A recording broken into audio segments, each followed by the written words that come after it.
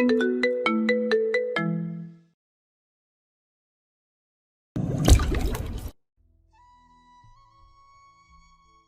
সালামি দিন। উজান সালামির কথা শুনে কোনো পাত্তা না দিয়ে বেশ আরাম করে গিয়ে সোফাটায় পা ছড়িয়ে বসলো। মৌ ছাড়ার পাত্রী নয়, সেও ঠিক ছায়ার মতো এই সোফার পাশে গিয়ে তপ্ত দৃষ্টিতে চেয়ে রইল। উজান এক পায়ের উপর আরেক পা তুলে তার গম্ভীর ও কর্কশ স্বরে সংক্ষেপে আওড়ালো। কত? মৌ খুশিতে একেবারে গদগদ হয়ে চোখ দুটো বড় বড় করে দুই হাত নেড়ে উত্তর দিল। ৩৪,০০০। মৌয়ের মুখে আকাশচুম্বী অঙ্কের কথা শোনা মাত্রই উজানের চোখ জোড়া কপালে ওঠার উপক্রম হলো। সে সোফা থেকে প্রায় লাফিয়ে উঠে আকাশ কাঁপিয়ে চিৎকার দিয়ে উঠল। হোয়াট? টাকা কি ঘরের পেছন দিয়ে বের হয় যে চাইলেই দিয়ে দিব? উজানের এমন কিপটেমি মার্কা চিৎকার শুনে মৌ আর নিজের মুখ সামলাতে পারল না। সে নিজের কোমর দুই হাত দিয়ে ধরে তড়িৎ গতিতে উত্তর দিল। না, আপনার নিজের পেছন দিয়ে বের হয়। কথাটা মুখ থেকে বের হওয়া মাত্রই মৌয়ের নিজের হুঁশ ফিরল। সে দ্রুত নিজের দু হাত দিয়ে নিজের মুখটা শক্ত করে চেপে ধরল। মনে মনে নিজেকে গালি দিল। ধূর ছাই, এই পোড়া মুখটার কি এক সেকেন্ডও চুপচাপ থাকতে পারে না? বাড়ির সবার সামনে এই নোংরা কথাটা না বলে কি পেটের ভাত হজম হতো না তার? এদিকে মৌয়ের এমন অভাবনীয় মারাত্মক ভাষার উত্তর শুনে ড্রয়িং রুমে উপস্থিত সবাই হো হো করে হাসির রোল পড়ে গেল। ইফাত আর আরিয়ান তো হাসতে হাসতে সোফা থেকে মেঝেতে গড়িয়ে পড়ার দশা। বাড়ির সবার সামনে নিজের বউয়ের মুখে এমন অবাস্তব কথা শুনে উজানের ফর্সা মুখ এবারে রাগে একেবারে বেগুনি হয়ে গেল। সে রাগে চোখে মৌয়ের দিকে তাকাতেই মৌ চোরের মতো মুখ লুকিয়ে শাশুড়ির পেছনে গিয়ে আশ্রয় নিল। সবার হাসির রোল দেখে উজান নিজের মায়ের দিকে তাকিয়ে রাগে ক্ষোভে একেবারে বাঘের মতো গর্জন করে উঠল। দেখেছো আম্মু, তোমাদের এই পরম আদরের ফাসিল বৌমা কেমন ভাষায় কথা বলছে? এরপরে কি তোমাদের মনে হয় যে বেয়াদব মেয়ের সাথে আমার একটু ভালো ব্যবহার করা উচিত? আমার তো এখন মন চাইছিল যে বউকে আমি। উজান রাগে ফুঁসতে ফুঁসতে যেই না মৌয়ের দিকে এক পা দুপা করে এগিয়ে যেতে চাইল, ঠিক তখনই তার সামনে এসে দাঁড়ালো ইফাত। আরে হোপ শালা, ঘরে এমন রূপবতী বউ থাকতে বিন্দুমাত্র কদর করিস না, সারাক্ষণ শুধু রাগ দেখাস। তোর যদি এতই অপছন্দ হয় তবে মৌকে আমাকে দিয়ে দে। আমার নিজের বাপ তো আর জীবনেও আমাকে নিজে থেকে এভাবে ধরে বেঁধে বিয়ে করিয়ে দেবে না, তাই তোরটাই আমাকে দে। ইফাতের এমন রসাত্মক আর ধেষ্টা মার্কা কথা শোনা মাত্রই উজানে নিজের দাঁতে দাঁত চেপে এগিয়ে গেল। সে আচমকা ইফাতের পিঠের উপর সজোর এক মোক্ষম কিল বসিয়ে দিল। শালা তোকে আমি রাতে দেখে নেব। ইফাত পিঠে কিল খেয়েও বিন্দুমাত্র দমল না, বরং মুখ কুচকে আরো জোরে হেসে উঠল। ঘরে এত সুন্দর নতুন বউ রেখে তুই মাঝরাতে আমার রুমে আমার কাছে আসবি? সিরিয়াসলি, নাকি তোর মধ্যে ভেজাল আছে? হ্যাঁ। কথাটা বলে ইফাত আর এক সেকেন্ডও সেখানে দাঁড়ালো না। উজানের পরবর্তী মাঠ থেকে বাঁচতে এক লাফে ড্রয়িং রুমের অন্য প্রান্তে দৌড়ে গিয়ে সবার পেছনে সরে দাঁড়ালো। উজান এবার রাগে একদম বোম হয়ে গেল। এই বাড়িতে এক মুহূর্ত থাকা মানে নিজের সম্মান ধূলিসাৎ হওয়া। সে তীব্র ক্ষোভ নিয়ে যেই না ড্রয়িং রুম পার হয়ে সদর দরজার দিকে চলে যেতে চাইল, ঠিক তখনই মৌ একদম চিলের মতো ডানা মেলে উজানের যাওয়ার পথ আটকে সোজা সামনে দাঁড়িয়ে পড়ল। সে নিজের ডান হাতটা উজানের সামনে পেতে বলে। সালামিটা দিয়ে যান। উজান নিজের ক্ষিপ্ত ও তপ্ত দৃষ্টি দিয়ে মৌয়ের দিকে তাকালো, যেন চাহনি দিয়ে মেয়েটাকে পুড়িয়ে ছাই করে দিবে। তবুও মৌয়ের সেদিকে বিন্দুমাত্র ভ্রুক্ষেপ নেই। সে নিজের বড় বড় হরিণী চোখ দুটো মেলে একদম নিষ্পাপ বাচ্চাদের মতো ফ্যালফ্যাল করে উজানের মুখের দিকে তাকিয়ে হাত বাড়িয়েই রইল। মৌয়ের এমন নাছোড়বান্দার রূপ দেখে উজানের ঠোঁটের কোণে এবার এক চরম বাঁকা ও রহস্যময় হাসি ফুটে উঠল। সে অত্যন্ত ধীর স্থিরভাবে নিজের প্যান্টে পকেটে হাত ঢুকিয়ে কিছু একটা খুঁজলো। তারপর অত্যন্ত ভাব নিয়ে পকেট থেকে একটা 2 টাকার নোট বের করে মৌয়ের দুই হাতের মুঠোয় শক্ত করে গুজে দিল। নোটটা গুজে দিয়ে উজান খানিকটা নিচু হয়ে মৌয়ের কানের একদম কাছে মুখ এনে ফিসফিসানি স্বরে আওড়ালো। লিসেন পুচকে মেয়ে, উজান চৌধুরী তার বাপের জন্মে কোনোদিন এত বড় অঙ্কের টাকা কাউকে ফ্রিতে সালামি দেয়নি, কিন্তু আজ তোমাকে দিল। এবার নিশ্চয় বুঝতে পারছো তুমি কতটা স্পেশাল। মৌ নিজের হাতের ওই 2 টাকার নোটটার দিকে একবার তাকালো, আরেকবার উজানের দেমাগি মুখের দিকে তাকালো। তার খুশিতে ডগমগ করা মুখটা মুহূর্তের মধ্যে তপ্ত হয়ে উঠল। সে রাগে রিরি করে উঠে বলল। কি বলেন? খাটাস লোক একটা। আপনি কি এই 2 টাকা আমায় ভিক্ষা দিচ্ছেন? উজান নিজের কলারটা একটু সোজা করে বলল। লাইক সিরিয়াসলি, এটা তোমার কাছে ভিক্ষা মনে হচ্ছে? তুমি আমার আম্মুর অতি আদরের নতুন বৌমা, তাই তোমাকে স্পেশালি দিলাম। অন্য কেউ হলে তো আজ এক আনাও পেত না। উজানের এমন চরম কিপটামি সহ্য করতে না পেরে মোয়ের মাথায় সমস্ত রক্ত এক নিমিষে চড়ে গেল। সে আর নিজের রাগ সামলাতে পারল না। উজান কিছু বুঝে ওঠার আগেই মো নিজের হাতের আঙ্গুল দিয়ে উজানের শক্ত পেশিবহুল হাতের উপর শরীরের সমস্ত শক্তি খাটিয়ে এক মারাত্মক চিমটি কেটে দিল। উজান ব্যথায় কুকিয়ে ওঠার আগেই মৌর আগে ফুসতে ফুসতে পা দাপাতে দাপাতে হনহন করে সিঁড়ি বেয়ে উপরে চলে গেল। চৌধুরী বাড়ির পেছনের পুকুর ধারে শান বাঁধানো সিঁড়িতে বিশাল এক বকুল ফুল গাছের নিচে দুই হাঁটুতে মুখ গুজে গুটিসুটি মেরে বসে আছে মেহের। চারিদিক থেকে ধেয়ে আসা বিকালের স্নিগ্ধ শীতল বাতাস বারবার এসে আলতো করে ছুঁয়ে যাচ্ছে তার শরীর। পিঠের উপর তার রেশমি কালো চুলগুলো সম্পূর্ণ মেলানো। বাতাসে সেই অবাধ্য চুলগুলো উড়ে এসে বারবার তার মুখমণ্ডলে এলোমেলো করে দিচ্ছে। আজ ঈদের খুশির দিনে আকাশের বুকটা মেঘাচ্ছন্ন না হলেও মেহেরের মনের আকাশটা আজ ভীষণ রকম মেঘে ঢাকা। চোখের কোণে জমে থাকা নোনা জলগুলো চিকচিক করে উঠছে। বুক চিরে আসা এক গভীর দীর্ঘ শ্বাসের সাথে আপনা আপনি দুফোঁটা অশ্রু গাল বেয়ে গড়িয়ে পড়ল তার। ঠিক তখনই শুকনো পাতার উপর কারো পায়ের আওয়াজ আর জোরালো উপস্থিতি টের পেয়ে ধরফর করে উঠল মেহের। সে তড়িঘড়ি করে নিজের ওড়নার আঁচল দিয়ে চোখ দুটো মুছে নিয়ে চমকে পিছনে তাকালো। ইফাত কখন যে তার পেছনে এসে দাঁড়িয়েছে সে টেরই পায়নি। মেহের কিছু বুঝে ওঠার আগে ইফাত মুখে এক চিলতে চঞ্চল হাসি নিয়ে হুট করে মেহেরের একদম গা ঘেঁষে পাশে বসে পড়ল। ইফাতকে অতটা কাছাকাছি দেখে মেহেরের ভেতরটা ভয় কেঁপে উঠল। সে যখনই নিজেকে সামলে নিয়ে সিঁড়ি থেকে ঝটপটে উঠে চলে যেতে চাইল ঠিক তখনই ইফাত বিদ্যুৎ গতিতে মেহেরের কবজিটা নিজের শক্ত হাতের মুঠোয় আঁকড়ে ধরল। ইফাতের সেই অনাকাঙ্ক্ষিত ও শক্ত হাতের স্পর্শে মুহূর্তের মধ্যে মেহেকের পুরো শরীর একটা তীব্র ঝাঁকুনি দিয়ে উঠল। 5 বছর আগের এই এক ভয়ঙ্কর অতীত যেন এক পলকে তার চোখের সামনে ভেসে এলো। সে বিদ্যুৎ গতিতে মোচড় দিয়ে নিজেকে ইফাতের হাতের বাঁধন থেকে ছাড়িয়ে নেওয়ার জন্য ছটফট করে উঠল, কিন্তু ইফাত এত সহজে ছাড়ার পাত্র নয়। সে মেহেরের ছটফটানি দেখে কবজির বাঁধনটা আরও কিছুটা শক্ত করে তাকে জোরপূর্বক নিজের পাশে বসিয়ে দিল। মেহেরের ফর্সা মুখটা এবার ভয়ে ও আতঙ্কে একদম ফ্যাকাশে হয়ে গেল। সেই ইফাতের চোখের দিকে তাকানোর সাহসটুকু হারিয়ে কম্পিত মিনমিনে স্বরে আকুতি জানালো, ছাড়ুন আমাকে। ইফাত মেহেরের চোখের দিকে সরাসরি তাকিয়ে এক ভ্রু কুচকে শুধালো, I just want to know, but why? কেন ছাড়বো? ছাড়ুন প্লিজ, কেউ এভাবে দেখলে খারাপ ভাববে। মেহেরের গলায় স্পষ্ট কান্নার সুর। আই ডোন্ট কেয়ার, যে যাই বলুক তাতে ইফাত চৌধুরীর কিচ্ছু যায় আসে না। তার আগে বলো, তুমি কোন সাহসে এই ইফাত চৌধুরীকে এভাবে অ্যাভয়েড করে চলছো? হ্যাঁ, তুমি কি জানো আমার সাথে প্রেম করার জন্য কত শত রূপবতী মেয়ে দিন রাত পাগল হয়ে ঘুরে বেড়ায়? মেহের অনবরত ইফাতের শক্ত হাতের মুঠো থেকে নিজের হাতটা মোচড় দিয়ে ছাড়ানোর আপ্রাণ চেষ্টা করে যাচ্ছিল, কিন্তু ইফাতের পুরুষালী শক্তির সামনে তার এই ছোট্ট চেষ্টা কিছুতেই সফল হচ্ছিল না। এক পর্যায়ে নিজের সবটুকু চেষ্টা ব্যর্থ হতে দেখে মেহের সোজা ইফাতের চোখের দিকে তাকালো। তার চোখে সেই চঞ্চল চাহনি দেখে মেহেরের ঠোঁটের কোণে এক তীব্র তাচ্ছিল্য বিষাদের হাসি ফুটে উঠল। সে অত্যন্ত শীতল গলায় বলল, আমি আপনার পেছনে ঘুরে বেড়ানো সেই সব সস্তা মেয়েদের কাতারে পড়ি না মিস্টার। আর আমি আপনাকে একটুও অ্যাভয়েড করছি না, শুধু আপনার থেকে একটু দূরত্ব বজায় রেখে চলছি মাত্র।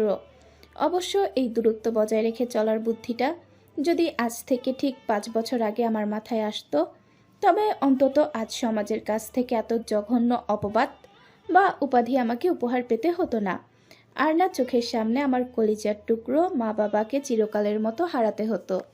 মেহেরের কথার ভেতরেই সে আকাশসম গভীরতা, তীব্র লুকানোর কষ্টটা চঞ্চল প্রকৃতির ইফাত এক পলকে ঠিক বুঝে উঠতে পারল না। সে নিজের জোড়া ভ্রু কুঁচকে মেহেরের মলিন মুখের দিকে তাকিয়ে বিভ্রান্ত স্বরে জিজ্ঞাসা করল, মানে কি বলতে চাইছো তুমি? 5 বছর আগে কি হয়েছিল? আপনি আমার কথার মানে বুঝবেন না, আর বোঝার দরকারও নেই। প্লিজ এবার অন্তত আমার হাতটা ছাড়ুন। মেহেরের কণ্ঠস্বর এবার ক্ষোভে কাঁপতে লাগলো, তবুও ইফাত ছাড়ল না। সে দৃঢ় গলায় বলল, তাহলে পুরো ব্যাপারটা আমাকে বুঝিয়ে দিয়ে যাও। ইফাত নিজের জেদ ধরে রাখলো। মেহেরের ভেতরে জমানো ক্ষোভ এবার আগ্নেয়গিরির মতো ফেটে পড়ল। সে এক চরম রাগান্বিত কঠোর কণ্ঠে চিৎকার করে আওড়ালো, আপনাকে বললাম না আমার হাতটা ছাড়ুন, এক কথা কি কানে যায় না আপনার? কথাটা শেষ করে মেহের নিজের সর্বশক্তি দিয়ে এক ঝামটা মেরে ইফাতের হাতের শক্ত বাঁধন থেকে নিজের হাতটা ছাড়িয়ে নিল। ইফাত হুট করে এমন ঝটকা পাওয়ায় হাতটা আলগা করে ফেলল। মেহের আর 1 সেকেন্ডও সেই ব্যাকুল মেহের আর 1 সেকেন্ডও সে বকুলতলায় দাঁড়িয়ে রইল না। সে নিজের আঁচলটা হাতে নিয়ে চেপে ধরে চোখের অশ্রু মুছতে মুছতে অত্যন্ত দ্রুত পায়ে পুকুর পাড় থেকে বাড়ির ভেতরের দিকে চলে গেল। ইফাত সেই সিঁড়িতে বসে রইল। সে মেহেরের ওভাবে হন্তদন্ত হয়ে চলে যাওয়ার পথের দিকে তাকিয়ে নিজের এক হাত দিয়ে মাথা চুলকালো। তারপর আপন মনে এক চিলতে অদ্ভুত ও মুগ্ধতার হাসি হাসলো। সে নিজের ফিসফিসানি কণ্ঠে আওড়ালো, আই এম রিয়েলি সরি আমার ফুলকন্যা, তবে তোমায় তো আমি এত সহজে ছাড়ছি না, বিকজ তোমার ওই রহস্যময়ী শান্ত চোখের মধ্যে এমন কিছু একটা লুকিয়ে আছে যার জন্য এই ইফাত চৌধুরী নিজের ডজন ডজন সুন্দর সুন্দর গার্লফ্রেন্ড সাইডে রেখে শুধু তোমার ওই মলিন মুখের দিকেই সারা দিন এক নাগারে তাকিয়ে থাকতে ইচ্ছে করে। তোমাকে দেখলেই কেন জানি হৃদয়ে এক অন্যরকম ভালো লাগা কাজ করে, এক অদ্ভুত অনুভূতির সৃষ্টি হয়। উজান সোফায় বসে অত্যন্ত মনোযোগ দিয়ে ল্যাপটপে ভার্সিটির কিছু জরুরি কাজ করছে। বাইরের কোনো কোলাহল যেন তার কানে প্রবেশ করতে না পারে, সেজন্যই সে কানে ব্লুটুথ হেডফোন গুঁজে চড়া ভলিউমে গান ছেড়ে রেখেছে। ঠিক তখনই ঘরের দরজায় ছোটখাটো একটা ছায়া সে উকি দিল। রুমের ভেতরে উজানকে ওভাবে গম্ভীর মুখে একাকী কাজ করতে দেখে মুহূর্তের মধ্যে মোয়ের ঠোঁটের কোণে এক চিলতে দুষ্টু ও বিজয়ী হাসি ফুটে উঠল। মো এক হাতে একটা চকলেট কোন আইসক্রিম কামড়ে খেতে খেতে গুটি গুটি পায়ে এগিয়ে এসে ধপাস করে একদম উজানের গা ঘেঁষে পাশে বসলো। চেনা সুবাস আর পাশে কারো উপস্থিতি টের পেয়ে উজান ল্যাপটপের স্ক্রিন থেকে চোখ সরিয়ে চরম বিরক্তিকর দৃষ্টিতে মোয়ের দিকে তাকালো। সে কোনো কথা না বাড়িয়ে সোফার অন্য প্রান্তে একটু সরে বসলো, কিন্তু মো দমবার পাত্র নয়। সে তড়িৎ গতিতে আবারও উজানের একেবারে পাশে গিয়ে লেপ্টে বসলো। উজান যতবারই দূরত্ব বজায় রাখতে সোফার এপাশ ওপাশ সরে যেতে চাইল, মৌ ততবারই ইঞ্চি ইঞ্চি করে এগিয়ে গিয়ে তার সাথে নিজের ঘনিষ্ঠতা বাড়াতে লাগলো। অবশেষে উজান নিজের ধৈর্যের বাঁধ হারিয়ে কপাল কুঁচকে কান থেকে হেডফোনটা টেনে নামিয়ে অত্যন্ত রাগান্বিত কণ্ঠে আওড়ালো, এই ফাজিল মেয়ে, আমার গায়ের উপরে এভাবে বসে ঘেসে ঘেসে করছো কেন? হ্যাঁ, পাখা গজিয়েছে তোমার? মৌ আইসক্রিমের একটা বড় কামড় দিয়ে মুখ একটু বাঁকিয়ে বলল, এই যে প্রফেসর সাহেব, আপনি কি সারাক্ষণ ওই বাজখাই গলায় চিৎকার করা ছাড়া আর কোনো শান্ত ভাষায় কথা বলতে পারেন না?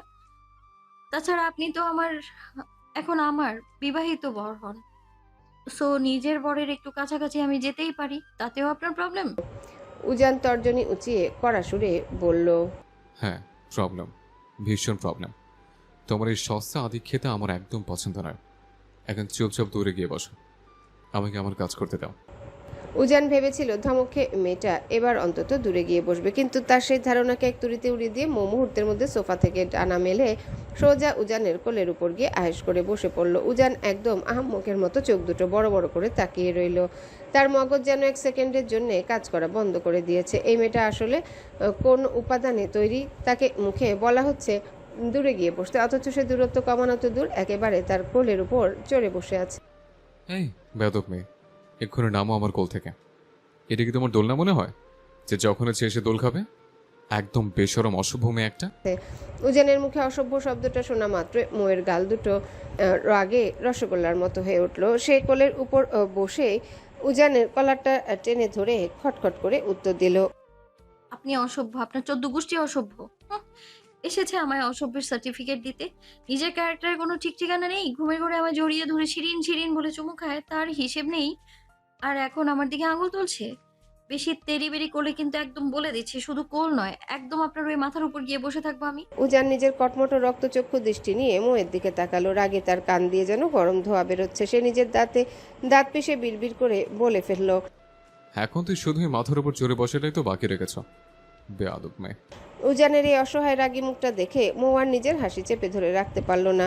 সে খিলখিল করে হেসে উঠল। উজান তখনও নিজের গম্ভীর মার্কা রক্তচক্ষু দৃষ্টি দিয়ে মৌয়ের দিকে তাকিয়ে আছে। মৌ হঠাৎ নিজের হাতের অর্ধেক খাওয়া চকলেট আইসক্রিমটা উজানের ঠোঁটের একদম সামনে এগিয়ে দিল এবং চোখে একরাশ মায়া ও মিষ্টি হাসি ঝুলিয়ে নরম সুরে আওড়ালো, আইসক্রিম খাবেন? আমার খুব ফেভারিট, অনেক টেস্ট কিন্তু। উজান আইসক্রিমটা এক হাত দিয়ে সরিয়ে দিয়ে মুখ ঘুরিয়ে নিল। আমি এসব ফালতু অখাদ্য কুখাদ্য খাবার খাই না। তা তো বলবেনই, আমার হাতে মিষ্টি আইসক্রিম আপনার কাছে তো অখাদ্যই মনে হবে। আপনার তো ওই ডাইনি শিরিনের হাতে বিষ খেলেও অমৃত মনে হতো, তাই না? শুধু এই মৌকে দেখলেই আপনার গায়ে জন্ডিস চড়ে যায়। আমাকে আপনার একটুও ভালো লাগে না। বুঝতেই যখন পারছো যে তোমাকে আমার সহ্য হয় না, তাহলে কেন শুধু শুধু আমার লাইফ আঠের মতো লেগে আছো? চলে যাও না আমার জীবন থেকে। উনি বললেন আর আমি অমনি পুটলি বেঁধে চলে গেলাম, তাই না? মৌ কোল থেকে এক ঝটকায় নেমে দাঁড়িয়ে কোমরে হাত দিয়ে দাঁড়িয়ে পড়ল। তারপর উজানের দিকে চোখ রাঙিয়ে বলল, এই জন্মে তো আপনার পিছু ছাড়ছি না, এমনকি মরে গেলেও আপনার হাড় মাংস জ্বালিয়ে পুড়িয়ে একদম কয়লা বানিয়ে ছাড়বো। উজান চোখ জোড়া কপালে তুলে একরাশ বিরক্তি নিয়ে সোফা ছেড়ে এবার সোজা বিছানায় গিয়ে বসলো। কিন্তু মোয়ের আজ তার পিছু ছাড়ার কোনো নামই নেই। সেও বিড়ালের বাচ্চার মতো পিছু পিছু গিয়ে ঠিক উজানের গা ঘেঁষে বিছানার উপর আয়েশ করে বসলো। উজান মোয়ের দিকে এক পলক আর চোখে তাকিয়ে একটা তপ্ত দীর্ঘশ্বাস ফেলল। তারপর আর কোনো কথা না বাড়ি আবারও নিজের ল্যাপটপের স্ক্রিনে তীব্র মনোযোগ দিল। ঠিক তখনই মৌ মুচকি হাসতে হাসতে ফিসফিস করলো। প্লিজ ছাড়ুন আমায়, শাশুড়ি মা এসে পড়বে। মোয়ের মুখে এই কথাটা শোনা মাত্র উজান বিষম খেলো। সে কাশতে কাশতে ল্যাপটপটা একপাশে সরিয়ে নিজের চোখ দুটো বড় বড় ও রাঙিয়ে চেঁচিয়ে বলে উঠল, এই অভদ্র মেয়ে, তোমায় আমি ধরলাম কখন যে ছেড়ে দেবো? মৌ লাজুক হাসি দিয়ে বলতে লাগে, না মানে আপনি একদিন এমন করবেন তো, তাই আগে ভাগে প্র্যাকটিস করছি। শয়তানের হাটটি বলে কি? এই বলেই উজান ক্ষিপ্ত পায় মোয়ের পিছু নিল তাকে ধরার জন্য। মৌ খিলখিল করে হেসে এক লাফে সরে গেল। উজানও দম্বার পাত্র নয়, সেও তার পিছু দৌড়াতে লাগলো। মৌ পুরো রুম জুড়ে প্রজাপতির মতো এদিক থেকে ওদিক ছুটে বেড়াতে লাগলো। উজানের হাত থেকে বাঁচতে তার এই চিলতে ছটফটানি দেখে উজান মাঝপথে থেমে গিয়ে চেঁচিয়ে উঠল, এই ডিয়ার দাঁড়াও বলছি। এইটুকু বয়সে মুখ দিয়ে পাকা পাকা কথা বের করছি, এখনো দুধের দাঁতও পড়েনি, অথচ অভদ্রের মতো ব্যবহার। মৌ বিছানার ওপাশে গিয়ে তড়িৎ গতিতে ঘুরে দাঁড়িয়ে মুখটা বাঁকিয়ে নিল। সত্যি কথা বললেও আমার দোষ, তাই না? চুপ করো অসভ্য মেয়ে। একবার যদি তোমায় হাতে নাতে ধরতে পারি তবে মেয়ের একদম তক্তা বানিয়ে ফেলবো, মনে রেখো। আপনি চুপ করুন সভ্য পুরুষ। এই বালের কথা ছাড়া কি আর কি পারেন আপনি? ননসেন্স বলে কি? এমন বেয়াদবি আমার কপালে জুড়তে হলো। হে মাবুদ, দয়া করে হয় তুমি আমাকে নিজের কাছে তুলে নাও। কথাটা মুখ থেকে বের হওয়া মাত্রই উজান নিজেই কেমন যেন থতমত খেয়ে থেমে গেল। এদিকে মৌ দৌড়াতে দৌড়াতে মাঝপথে থমকে দাঁড়িয়ে উজানের দিকে তাকিয়ে মুখটা বিশ্রীভাবে ভাঙালো। তারপর বিছানার অন্য পাশে গিয়ে দুহাতে নিজের কোমর শক্ত করে চেপে ধরে কর্কশ গলায় আওড়ালো, অন্যদের জামাই তার বউয়ের সাথে কত রোম্যান্স করে, অথচ আমার জামাই আমাকে দুই চোখে সহ্য করতে পারে না। আচ্ছা সত্যি করে বলুন তো, আপনার সিস্টেমে কোনো প্রবলেম নেই তো আবার? নয়তো আমায় বারবার ওপরে তুলে নিতে কেন বলেন? উজানের জোড়া ভ্রু এবার কুঁচকে গেল। রাগে তার কপালের ও গলার শিরাগুলো স্পষ্ট ফুলে উঠেছে। এই মেয়েটা দিন দিন কতটা বেশরম আর অবাধ্য হয়ে যাচ্ছে। বয়সে সে মৌয়ের চেয়ে বেশ অনেকটা বড়, অথচ মেয়েটার মনে নেই সে নিয়ে বিন্দুমাত্র ভয় বা সমীহ নেই। আচমকাই উজান আর কোনো কথা না বলে বাঘের মতো ক্ষিপ্ত গতিতে বিছানা পার হয়ে মৌকে ধরার জন্য ঝাঁপিয়ে পড়ল। মৌ বিপদ টের পেয়ে পালানোর জন্য যেই না উল্টো দিকে এক দৌড় দিতে চাইল, ঠিক তখনই উজানের শক্ত হাতের টানে ভারসাম্য হারিয়ে সে সোজা বিছানার উপর হুড়মুড় খেয়ে আছড়ে পড়ল। আবার ঠিক একই সাথে নিজের শরীরে নিয়ন্ত্রণ হারিয়ে মৌয়ের ঠিক গায়ের উপর গিয়ে আছড়ে পড়ল উজান। আকস্মিক এই পতনে তীব্র ভয়াল লজ্জায় মুহূর্তের মধ্যে নিজের চোখ মুখ খিচে বন্ধ করে নিল মৌ। আর ঠিক তখনই উজানের ঠোঁট দুটো গিয়ে সরাসরি স্পর্শ করলো মৌয়ের নরম ঠোঁটের কোল। মুহূর্তের মধ্যে মৌ যেন স্তব্ধ হয়ে গেল। তার সারা শরীরের ভেতর এক তীব্র অদ্ভুত এক অচেনা শিহরণ বিদ্যুৎ বেগে বয়ে গেল। সে নিজের দুহাত দিয়ে বেডশিট শক্ত করে খামচে ধরল। তার বুকের ভেতরের হৃৎপিণ্ডটা যেন আজ খাঁচা ভেঙে বেরিয়ে আসার জন্য পাগলের মতো লাফাচ্ছে। এদিকে উজান নিজের ঠোঁটে মৌয়ের উষ্ণ ছোঁয়া পেতে কেমন যেন অবশ হয়ে গেল। মৌয়ের ওই আকুল ভিতুয়ার লালচে হয়ে যাওয়া মুখটার দিকে তাকিয়ে উজান যেন এক পলকে অন্য কোনো এক অচেনা চেনা মায়াবী জগতে হারিয়ে গেল। সে পলক্ষীন স্থির দৃষ্টিতে তাকিয়ে রইল মৌয়ের মুখের দিকে। তার গভীর চোখ জোড়া হুট করেই আটকে গেল মৌয়ের ঠোঁটের ঠিক কোনায় থাকা ছোট কুচকুচে কালো তিলটার উপর। আবছা আলোয় তিলটা মেয়েটার মায়াবী মুখে বড্ড বেশি মানিয়েছে। উজান যুক্তির খাতিরে নিজেকে সরিয়ে নিতে চাইল, কিন্তু তার অবাধ্য মন ও শরীর যেন বারবার এই মায়াবিনীর দিকে তীব্রভাবে আসক্ত হয়ে পড়ছে। এক অদ্ভুত অনুভূতিতে তার ভেতরটা তোলপাড় হতে লাগলো। যে মেয়েটা সারাদিন তাকে জ্বালিয়ে শেষ করে ফেলে, ঠিক এই মুহূর্তে তাকে পৃথিবীর শ্রেষ্ঠ শান্ত পবিত্র মায়াবিনী বলে মনে হচ্ছে উজানের। ঠিক তখনই নীরবতা ভেঙে মৌয়ের চোখের পাতা দুটো ধীরে ধীরে খুলে গেল এবং উজানের কানের কাছে অত্যন্ত ফিসফিসানি ও ভেজা গলায় ভেসে এলো, ভালোবেসে ফেলেন নাকি মিস্টার প্রফেসর? মৌয়ের এই চপল কথায় মুহূর্তের মধ্যে ঘোর কাটল উজানে। সে তীব্রভাবে হকচকিয়ে উঠে শটান বিছানার উপর দাঁড়িয়ে পড়ল। নিজেকে দ্রুত সামলে নিয়ে সে যখনই রুম ছেড়ে দূরে সরে যেতে চাইল, ঠিক তখনই বিদ্যুৎ গতিতে মৌ বিছানা থেকে উঠে উজানের হাতটা শক্ত করে টেনে ধরল। উজান কিছু বুঝে ওঠার আগেই মৌ তাকে এক ঝটকায় ধাক্কা দিয়ে বিছানার উপর ফেলে দিল এবং বিদ্যুৎ গতিতে নিজে উজানের শক্ত বুকের উপর আয়েশ করে উঠে বসল। উজান নিচে শুয়ে থেকে মৌকে বারণ করার জন্য কিছু একটা বলতে চাইল, কিন্তু তার মুখ দিয়ে কোনো শব্দ বের হলো না। সে যেন আবারও এক গভীর ঘোরের গোলকদাতায় আটকে গেছে। মৌ নিজের ঠোঁটের কোনো এক চিলতে মিষ্টি ও বিজয়ী হাসি ঝুলিয়ে উজানের মুখের দিকে খানিকটা ঝুঁকে এলো। অত্যন্ত নরম ও দাবিদার কণ্ঠে শুধালো, প্রফেসর সাহেব, কবে বউ হব আমি আপনার? মৌয়ের কথাগুলো স্পষ্ট শুনতে পেল উজান, কিন্তু তার শরীরে কোনো প্রতিক্রিয়া দেখানোর ক্ষমতা রইল না। সে আগের মতোই অপলক মুগ্ধ দৃষ্টিতে মৌয়ের চোখের দিকে তাকিয়ে রইল। মৌ এবার নিজের হাতটা বাড়িয়ে উজানের কপালে পরম মমতায় ধীরে ধীরে স্পর্শ করলো এবং সেখানে নিজের উষ্ণ ঠোঁট দুটো ছুঁয়ে দিল। তারপর নিজের ছোট্ট নরম আঙ্গুলগুলো দিয়ে উজানের পরিপাটি করে আঁচড়ানো চুলগুলো এলোমেলো করে দিয়ে এক চিলতে ম্লান হাসলো। অত্যন্ত নিচু ও আকুল স্বরে সে বলতে লাগলো, আমি আপনার লক্ষ্মী বউটা হতে চাই প্রফেসর সাহেব। জানেন প্রফেসর সাহেব, আমি জীবনে কখনো এত বেহায়া হইনি যতটা প্রতিদিন আপনার বেলায় হচ্ছি। যে মৌ এক সময় বন্ধুদের আড্ডায় বুক ফুলিয়ে সবাইকে বলতো সে নিজের চেয়ে বেশি গুরুত্ব জীবনে ও কখনোই কাউকে দেবে না, কাউকে নিজের চেয়ে বেশি ভালোবাসবে না, অথচ আজ দেখেন আমার পুরো জীবন, আমার বেঁচে থাকার একমাত্র ভরসা আর শেষ আশ্রয়স্থল আপনি নিজে হয়ে দাঁড়িয়েছেন। মৌয়ের চোখ দুটো এবার কানায় কানায় ভরে উঠল। সে উজানের শার্টের বোতামটা নিজের আঙ্গুলে জড়াতে জড়াতে আরো ভাঙা গলায় বলল, খুব ইচ্ছে হয় জানেন আপনার ওই গম্ভীর মুখ থেকে অন্তত একটা বারের জন্য হলেও ভালোবাসি শব্দটা শুনতে। সেই আশায় প্রতিদিন আমার বুকটা ছটফট করে, কিন্তু দিন শেষে আপনার ডিকশনারিতে আমার জন্য শুধু এক এক মস্ত বড় শূন্যতা। যদি কখনো দেখেন আমি মৃত্যুর মুখোমুখি দাঁড়িয়ে আছি, আমার শেষ নিঃশ্বাসটুকু চলার অপেক্ষায় আছে, তখন আপনি শুধু আমায় শক্ত করে নিজের বুকে জড়িয়ে ধরে একটা বার বলবেন ভালোবাসি মৌ। দেখবেন এই বেহায়া মেয়েটা শুধুমাত্র আপনার ওই ভালোবাসার লোভে আবারও আপনার কাছে ফিরে আসবে। মৌ উজানের বুকে নিজের হাতটা রেখে চোখ বন্ধ করে নিল। এই বেহায়া মেয়েটা শুধু আপনাকেই চায়, একদম পুরোপুরি নিজের করে চায়, যেখানে মৌ ব্যতীত অন্য কেউ আপনার প্রতি বিন্দু মাত্র অধিকার ফলাতে আসবে না। ভালোবাসি প্রফেসর সাহেব, ভীষণ ভীষণ ভীষণ ভালোবাসি আমি আপনাকে। উজান তখনও আগের মতোই নিথর দৃষ্টিতে মৌয়ের দিকে তাকিয়ে রইল। এতকালে মেয়েটার প্রতিটা বাচ্চা মার পাগলামিতে সে ভীষণ বিরক্ত হতো, তার প্রতিটা কথা তার কানে কর্কশ শোনাতো। অথচ আজ কেন জানি আর একটুও বিরক্ত লাগলো না, বরং তার অবাধ্য মন বলছিল এই বেহায়া মেয়েটার চোখের দিকে তাকে এভাবে পুরোটা জীবন পার করে দেওয়া যায়। পর মুহূর্তে উজান নিজের ভেতরে প্রবল পুরুষালী ঘোর কাটিয়ে উঠল। সে মৌকে আলতো করে নিজের বুক থেকে নামিয়ে বিছানার উপর সোজা করে বসালো এবং নিজে তার একদম মুখোমুখি বসলো। মৌয়ের অশ্রুসজল চোখের দিকে সরাসরি নিজের স্থির চোখ রেখে অত্যন্ত দৃঢ় গম্ভীর কণ্ঠে আওড়ালো, শোনো মেয়ে, ভালোবাসা কোনো ছেলে খেলা বা পুতুল খেলার নাম নয়। তুমি এখনো বড্ড ছোট, ইম্যাচিউর। তাই তুমি ভালোবাসার আসল নির্মম মানে জানো না। ভালোবাসা মানে হলো নিজের সাজানো সুন্দর জীবনটাকে নিজের হাতে ধ্বংস করা। আর একবার যদি সে জীবনের সুতো কেটে ধ্বংসের মুখে পড়ে যাও, তবে দুনিয়ার কোনো শক্তি তোমাকে টেনে তুলতে পারবে না। মৌ নিজের চোখের কোণের অশ্রুটা হাতের উল্টো পিঠ দিয়ে মুছে নিল। তারপর উজানের চোখের দিকে তাকিয়ে তীব্র আকুতি নিয়ে ডুকরে কেঁদে ওঠে। তবু আমি আপনার দেয়া সেই ধ্বংসটুকুই নিজের জীবনে চাই প্রফেসর সাহেব। আপনার ভালোবাসায় ধ্বংস হতেও আমার বিন্দুমাত্র আপত্তি নেই। উজান তার গভীর দৃষ্টি দিয়ে মৌয়ের ওই অশ্রুসজল ও জেদি মুখের দিকে তাকিয়ে রইল। তারপর বুক চিরে এক ভারী দীর্ঘশ্বাস ফেলল। এই অবুঝ মেয়েটাকে সে কিছুতেই জীবনের কঠিন সমীকরণগুলো বুঝিয়ে উঠতে পারে না। সে যতই মৌকে দূরে ঠেলে দিতে চায়, মেয়েটা যেন ততটাই তীব্র এক মায়াবী আকর্ষণে তার জীবনের কেন্দ্রবিন্দু হয়ে উঠতে চাইছে। উজানার কথা বাড়িয়ে বিতর্ক দীর্ঘায়িত করতে চাইল না। সে কিছুটা অতিষ্ঠ হয়ে বড় বড় শ্বাস ফেলে বিছানা থেকে উঠে দাঁড়ালো এবং আবারও সোফায় গিয়ে নিজের ল্যাপটপের দিকে মনোযোগ দিল।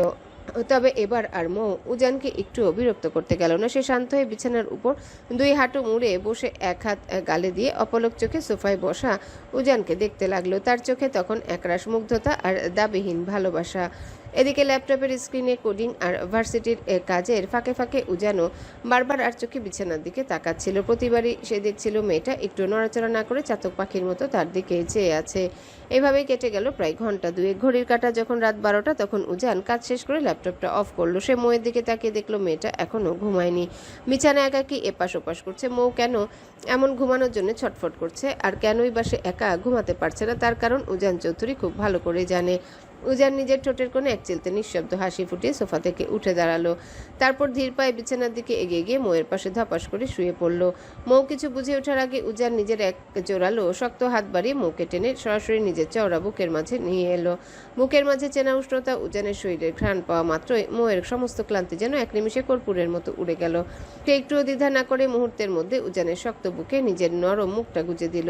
আসলে কাউকে জড়িয়ে ধরে ঘুমানোটা মৌয়ের বহুদিনের পুরনো অভ্যাস। চৌধুরী বাড়িতে আসার আগে নিজের বাসায় সে সবসময় মেহেরকে এভাবে জড়িয়ে ধরে ঘুমাতো, আর আজ এই চৌধুরী বাড়িতে এসে উজান চৌধুরী নামক এই খিটখিটে মানুষটা খুব অল্প দিনেই তার বেঁচে থাকার প্রধান অভ্যাসে পরিণত হয়েছে।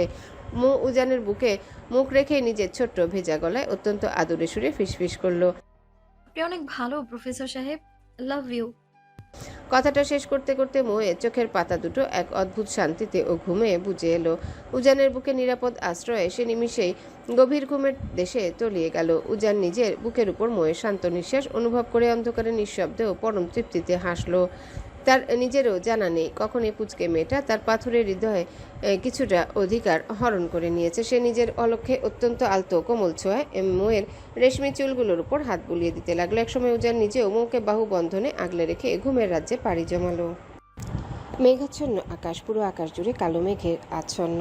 আজ আকাশটা যেন ভীষণ অভিমান করে বসে আছে। সেই অভিমানে হয়তো চাঁদেরও আজ দেখা মেলেনি। মাথার উপরে সে মেঘলা আকাশটার দিকেই অপলক দৃষ্টিতে তাকিয়ে রইল মেহের। রাত তখন বেশ গভীর, চারিদিক নিস্তব্ধ, অথচ এই অসময়েও মেহের একাকী ছাদের রেলিং ধরে দাঁড়িয়ে আছে। এই চৌধুরী বাড়িটা তার ভীষণ পছন্দের একটা জায়গা হয়ে উঠেছে, কারণ এখানে সে নিজের মনের মতো করে থাকতে পারে। কেউ কখনো তার কোনো ইচ্ছেতে অনাধিকার প্রাচীর হয়ে দাঁড়িয়ে বাধা দেয় না। এত রাতে সে যখন ছাদের উদ্দেশ্যে রওনা দিচ্ছিল, তখন আকবর চৌধুরী, যিনি সম্পর্কে উজানের চাচা এবং ইফাতের নিজের বাবা, তাকে এত রাতে ছাদে যেতে বারণ করেছিলেন বটে। তবে মেয়েটার মলিন মুখের দিকে তাকিয়ে তার ইচ্ছেতে আর জোর খাটাননি। এই অল্প কদিনের মধ্যেই মেহেরের প্রতি এক অন্যরকম পিতৃত্বের টান অনুভব করেন তিনি। নিজের কোনো কন্যা সন্তান নেই বিধায় মেহেরকে তিনি একদম নিজের মেয়ের মতো স্নেহ করেন। তাই তো মেহের ছাদে আসার পর থেকে এই গভীর রাতের মাঝেও সেই মানুষটা দূর থেকে বারবার উকি দিয়ে দেখে গিয়েছেন যে তার মা জননী একা একা ভয় পাচ্ছে কিনা। মেহের অবশ্য তার সেই স্নেহমাখা চাহনি বুঝতে পেরেছিল, তাই সে নিজে থেকেই তাকে হেসে বলেছিল সে যেন রুমে গিয়ে নিশ্চিন্তে ঘুমান। এই পৃথিবীতে যদি তার জন্য সবচেয়ে নিরাপদ কোনো জায়গা থাকে, তবে তা হলো আপনাদের এই বাড়িটা। মেহেরের মুখে এমন ভরসার কথা শুনে আকবর চৌধুরী নিজের মনের সমস্ত চিন্তা কাটিয়ে কিছুক্ষণ আগে রুমে ফিরে গিয়েছেন। মেহের এবার নিজের দৃষ্টি ঘুরিয়ে পাশের বিল্ডিংয়ের ছাদের দিকে তাকালো এবং তার ঠোঁটের কোণে এক চিলতে মুচকি হাসি ফুটে উঠল। পাশের ছাদের একটা দোলনায় বসে এক কপতি পরম আনন্দে দুলছে আর গল্প করছে। এই চৌধুরী বাড়িতে আসার পর মেহেরের ওদের সাথে কয়েকবার কথা হয়েছে। দুজনেই ভালোবাসে একে অপরকে বিয়ে করেছে এবং এখন তারা হাজব্যান্ড ওয়াইফ। বেশ মানিয়েছে দুজনকে। কিন্তু ওই সুখী দম্পতিকে দেখতে দেখতে আচমকা মেহেরের সেই হাস্যোজ্জ্বল মুখটা যেন এক নিমিষে কালবৈশাখীর কালো মেঘে ঢেকে গেল। ছাদের তীব্র ঠান্ডা বাতাস এসে যেমন তার খোলা চুলগুলোকে ওড়াতে লাগলো, ঠিক তেমনি তার ভেতরের ক্ষতবিক্ষত হৃদয়টাকেও চট করে এলোমেলো করে দিল। 5 বছর আগে সে অনাকাঙ্ক্ষিত ভয়ঙ্কর কালরাত আজও তার পিছু ছাড়েনি। প্রতিনিয়ত সেই অতীত মনের ভেতরে এক গভীর ক্ষত হয়ে রয়ে গিয়েছে। ঠিক তখনই মেহেরের নাসিকা পটে পুরুষালী পারফিউমের এক মিষ্টি ও চেনা ঘ্রাণ এসে ধাক্কা দিল। এই সুবাস বড্ড চেনা তার। সে আলতো করে ঘাড় বাঁকিয়ে পাশে তাকাতেই দেখলো ইফাত এসে দাঁড়িয়েছে। মেহের এবার আর আগের মতো রাগ করে বা ঝামটা দিয়ে চলে গেল না, বরং রেলিং ধরে আগের মতোই শান্ত হয়ে দাঁড়িয়ে রইল। এই চঞ্চল লোকটার সাথে তার মোটেও কথা বলতে ইচ্ছা করে না, কিন্তু লোকটা চুইংগামের মতো সারাক্ষণ তার পিছু ছাড়ে না। অবশ্য এতদিনে মেহের ইফাতের মধ্যে কোনো খারাপ বা কুৎসিত উদ্দেশ্য খুঁজে পায়নি, আর ঠিক সেই ভরসাতে সে এখনো শান্ত হয়ে সেখানে দাঁড়িয়ে আছে। ততক্ষণে নীরবতা ভেঙে ইফাতের ভরাট কণ্ঠস্বর মেহেরের কানের কাছে ভেসে এলো। আই এম রিয়েলি সরি আমার ফুলকন্যা। ইফাতের মুখে ওই একটি শব্দে মেহেরের থমকে যাওয়া হৃদয়ে হঠাৎ এক অজানা দোলা দিয়ে উঠল। সে ঘাড় ঘুরিয়ে একরাশ গভীরতা নিয়ে ইফাতের চোখের দিকে তাকালো। ফুলকন্যা নামটা শুনতে ভীষণ কিউট আর মিষ্টি লাগে বটে, তবে নামটা যে তার এই অন্ধকারময় জীবনের সাথে বড্ড বেশি বেমানান। সে এক বিষাদময় তপ্ত হাসি আসলো। নামটা ভীষণ সুইট, তবে এই সুন্দর উপাধিটা আমার মতো মেয়ের জন্য একদমই নয়। সেজন্যই আপনি আমাকে মেহের নামেই ডাকতে পারেন। আর হ্যাঁ, হঠাৎ এত রাতে সরি বলার কারণটা জানতে পারি? মেহেরের মুখে কোনো রাগ বা বিরক্তি না দেখে ইফাতের ঠোঁটের কোণে এক চিলতে চঞ্চল হাসি ফুটে উঠল। মেহেরের কথার মাঝে আজ একটুও বিরক্তির ছোঁয়া নেই। ইফাত ঠিক এইটুকুই চেয়েছিল মেয়েটার কাছ থেকে। সে নিজের মাথা চুলকাতে চুলকাতে চপল সুরে আওড়ায়, তুমি এত সুন্দর করে গুছিয়ে কথা বলো কি করে? হ্যাঁ, আর তুমি কি জানো, যখন তুমি হাসো তখন দেখতে বড্ড বেশি কিউট লাগে তোমায়। মেহের এবার এক ভ্রু কুচকে ইফাতের দিকে তাকিয়ে বলল, ফ্লার্ট করছেন আমার সাথে? আরে না, আমি একদম সিরিয়াসলি বলছি। মেহের নিজের মুখটা ঘুরিয়ে আবারও সামনের ওই মেঘলা আকাশের দিকে তাকালো। বুক চিরে এক গভীর শ্বাস ছেড়ে উত্তর দিল, তা আপনার ডজন ডজন গার্লফ্রেন্ড বুঝি আজ অভিমান করে বসে আছে, তাই তাদের না পেয়ে আমার সাথে টাইম পাস করতে এসেছেন এখানে? আচ্ছা, তুমি কথায় কথায় ওইসব মেয়েদের কেন টেনে আনো বলো তো? শোনো ফুলকন্যা, এই গার্লফ্রেন্ড বলে আমার ডিকশনারিতে কোনো শব্দ নেই। ওরা আমার জাস্ট ফ্রেন্ড, ব্যাস। বুঝতে পারছি। এরপর দুজনেই কিছু সময়ের জন্য একদম চুপ হয়ে গেল। মেহের আকাশের দিকে তাকিয়ে থাকলেও ইফাতের অবাধ্য চোখ জোড়া সমস্ত দৃষ্টি কিন্তু পুরোপুরি মেহেরের ওই মায়াবী মুখের উপরই আটকে ছিল। কিন্তু যে তার ওই চঞ্চল চোখ দুটো দুনিয়ার সব মেয়েকে বাদ দিয়ে শুধু এই শান্ত মেয়েটার কাছে এসেই থমকে যায়, তা ইফাত নিজেও জানে না। সে অনেক চেষ্টা করেছে মেহেরের থেকে দূরে থাকার, কিন্তু মন যেন কিছুতেই সায় দেয় না। যে ইফাত 24 ঘন্টার মধ্যে 22 ঘন্টায় বাড়ির বাইরে বন্ধুদের সাথে টই টই করে আড্ডা দিয়ে বেড়াতো, যা নিয়ে তার মায়ের অভিযোগের কোনো শেষ ছিল না, সেই ইফাত এখন 24 ঘন্টার মধ্যে হাতে গোনা মাত্র কয়েক ঘন্টা বাইরে থাকে আর বাকিটা সময় ঘরের কোণে কাটায়। আর এই জাদুকরী পরিবর্তনের মূল কারণ যে মেহের নিজেই, তা বাড়ির অন্য সবাই বুঝতে না পারলেও উজানের তীক্ষ্ণ চোখ কিন্তু ঠিকই ফাঁকি দিতে পারেনি। উজান অবশ্য বারণ করেনি, তবে সবকিছু ভেবেচিন্তে সিদ্ধান্ত নিতে বলেছে, কারণ একটা ভুল সিদ্ধান্ত যে পুরো লাইফটা এক নিমিষে ধ্বংস করে দিতে পারে তার জলজান্ত প্রমাণ তো উজান নিজেই। এই গভীর নীরবতার মাঝেই হুট করে ইফাতের পকেটে থাকা ফোনটা অনবরত কেঁপে উঠল। আজ এইটুকু সময়ে কম হলে অন্তত 50 বারের উপর ফোন এসেছে তার মোবাইলে, আর মেসেজের তো কোনো হিসাবই নেই। এই অনবরত নোটিফিকেশনের শব্দে ইফাত ভীষণ বিরক্ত হলো। মনে মনে ভাবলো, যেখানে সে নিজে থেকে কারো ফোন ধরছে না সেখানে এই মেয়েদের এত মেসেজ দিয়ে বিরক্ত করার কি দরকার। ইফাতের ওই চরম বিরক্তি মাখা মুখের দিকে তাকিয়ে মেহেরা নিজের হাসি চেপে রাখতে পারল না। সে খিলখিল করে হেসে উঠল। মেহেরের সেই মুক্ত ঝরানো হাসির দিকে তাকিয়ে ইফাতও নিজের সমস্ত বিরক্তি ভুলে নিঃশব্দে হেসে ফেলল। মেহের নিজের হাসি থামিয়ে বলল, আপনার এত এত ভালোবাসার মানুষ আপনাকে মনে করে ফোন মেসেজ করছে, অথচ আপনি রোমিও সেজে এখানে দাঁড়িয়ে আছেন। তাদের সাথে কথা বলছেন না কেন? আরে চুপ করো তো। ওই অসহ্য মেয়েদের সাথে এখন আর বিন্দু মাত্র কথা বলতে ইচ্ছে করে না আমার। জানো, গত এক সপ্তাহ থেকে আমি কারোর সাথে একটাও কথা বলিনি। সবার সাথে একদম অফিসিয়ালি ব্রেকআপ করে নিয়েছি। তবুও কিছু বেয়াদব মেয়ে নাছোড় বান্দার মতো আমাকে বিরক্ত করে যাচ্ছে। তবে আমি তো জানতাম ওইসব সুন্দরী মেয়েদের সাথে চ্যাট করতে আর ফ্লার্ট করতে না পারলে আপনার মনে নাকি শান্তি মেলে না। ওটা শান্তি ছিল না ফুলকন্যা, ওটা ছিল একটা সস্তা নেশা। অবশ্য সেই সস্তা নেশা আমার মন থেকে এখন পুরোপুরি কেটে গিয়েছে। এখন আমার লাইফে এমন একজন বিশেষ মানুষ এসেছে যাকে ঘিরে এই চঞ্চল আমিটা বাকি জীবনটা শান্ত হয়ে কাটাতে চাই। তাকে নিজের করে পাওয়ার জন্য শুধু এই মেয়েদের নেশা কেন, আমার লাইফের যত রকমের বাজে অভ্যাস আছে আমি এক পলকে সব ছেড়ে দিতে রাজি আছি। মেহের ইফাতের চোখে সেই গভীর আকুলতা দেখতে পেল না, তাই মুচকি হেসে বলল, বেশ ভালো তো। তা আপনার সেই বিশেষ মানুষটার সাথে আমাকে কোনোদিন একটু দেখা করিয়ে দিয়েন তো। না মানে আমি তাকে পার্সোনালি একটু বলে দিতাম, যাতে সে আপনাকে সারাদিন ওভাবে টই টই করে ঘুরতে না দিয়ে জলদি কোনো একটা জবে জয়েন করতে বাধ্য করে। ইফাত মুহূর্তের মধ্যে সোজা হয়ে দাঁড়িয়ে চোখ দুটো উজ্জ্বল করে বলল, আমি কোনো জব বা বিজনেস করলে তুমি খুশি হবে ফুলকন্যা? আমার খুশির চেয়েও আপনার বাবা মা সবচেয়ে বেশি খুশি হবেন। তারা সবসময় চান তাদের একমাত্র ছেলে যেন এবার একটু সংসারী হয়ে তাদের পাশে এসে দাঁড়াক। ওকে ফাইন, আগামীকাল থেকে আমি ড্যাডের সাথে অফিসে যাব আর মন দিয়ে বিজনেস শিখব। এরপর মেহের আর কথা বাড়ালো না। রাতের শীতল বাতাসের গতি ধীরে ধীরে বাড়তে থাকায় তার শরীরটা কিছুটা কাঁপছিল, তাই সে রেলিং ছেড়ে পাশের দোলনাটায় গিয়ে বসলো। ইফাতও কোনো দ্বিধা না করে ধীর পায়ে গিয়ে তার ঠিক পাশেই বসলো। গত এক সপ্তাহে এই মানুষটাকে মোটামুটি খুব কাছে থেকে চিনেছে মেহের। সে মনে মনে যতটা খারাপ ভেবেছিল লোকটা আসলে তেমন নয়, শুধু একটু ছন্ন ছাড়া অবাধ্য। এতকাল পুরুষ জাতির প্রতি মেহেরের মনে যে তীব্র ঘৃণা আর ভয় জন্মেছিল চৌধুরী বাড়ির ছেলেদের ব্যবহার দেখে, তা যেন এখন একটু হলেও কমতে শুরু করেছে। এই বাড়ির প্রতিটা ছেলেই একদম ভিন্ন ধাতুতে করা, তারা নারীদের সম্মান করতে জানে। ঠিক তখনই নীরবতা ভেঙে ইফাত আবারও ফিসফিস করে মেহেরের কানের কাছে মুখ এনে শুধালো। আচ্ছা ফুলকন্যা, এই মাঝরাতে একা একা অন্ধকার ছাদে চলে এলে তোমার একটু ভয় করছিল না যদি হুট করে কোনো ভূত প্রেত চলে আসতো? মেহের এবার নিজের পুরো দৃষ্টিটা স্থির করে ইফাতের চোখের উপর রাখলো। তার ঠোঁটের কোণে আবারও সেই চিরচেনা বিষাদময় তপ্ত হাসিটা ফুটে উঠল। সে অত্যন্ত শান্ত ও গভীর গলায় উত্তর দিল। তাসনুভা মেহের কোনো কাল্পনিক ভূত প্রেতকে ভয় পায় না মিস্টার। সে যদি এই পৃথিবীতে কাউকে সবচেয়ে বেশি ভয় পায় তবে তা হলো এই নিষ্ঠুর পুরুষ জাতিকে, যারা নিজের স্বার্থের জন্য একটা মেয়ের আলোয় ভরা সুন্দর জীবনটাকে এক নিমিষে অন্ধকার নরক বানিয়ে দিয়েছিল। মেহেরের কথার ভেতরে সেই তীব্র লুকানো ক্ষত টের পেয়ে ইফাতের বুকটা কেমন যেন মোচড় দিয়ে উঠল। সে অত্যন্ত নরম সুরে জিজ্ঞাসা করলো। সেই জন্যে কি তাহলে তুমি এতদিন আমার সাথে একটাও কথা বলনি, আমাকে এড়িয়ে চলেছ?